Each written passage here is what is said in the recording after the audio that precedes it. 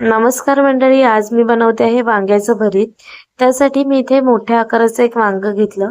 त्याचबरोबर कांदा, टोमॅटो, हिरवी मिरची बारीक चिरून घेतली. कढीपत्ता, ठेचलेला लसूण आणि कोथिंबीर घेतली. त्यानंतर वांग्याला जे आहे ना, अशा बारीक बारीक सुरीच्या साहाय्याने मी इथे चिरा पाडून घेतले आहेत आणि थोडंसं तेल घेऊन त्याला व्यवस्थित स्प्रेड करून घेतलं आहे. तेल व्यवस्थित लावून झालं की मी इथे गॅसवरती वांग जे आहे ना ते खरपूस भाजून घेते.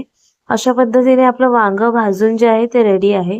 वांग भाजलं हे कसं कळतं, तर साला ज्या आहेत ना वांग्याच्या त्या व्यवस्थित आपणच सुटायला साईडून सुरुवात होते. त्यानंतर वांग सोलून झालं आणि त्याला असं सुरीच्या साहाय्याने मी व्यवस्थित एक बारीक करून घेतलं.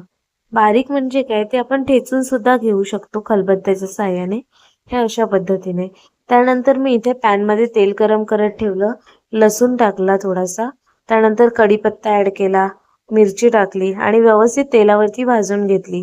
त्यानंतर बारीक चिरलेला कांदा घेतला. कांदा सुद्धा व्यवस्थित लालसर होईपर्यंत परतला. त्यानंतर टोमॅटो सुद्धा ॲड केला. टोमॅटो सुद्धा मऊ होईपर्यंत भाजून घेतला. आता इथे मी चवीनुसार मीठ आणि थोडीशी हळद टाकली.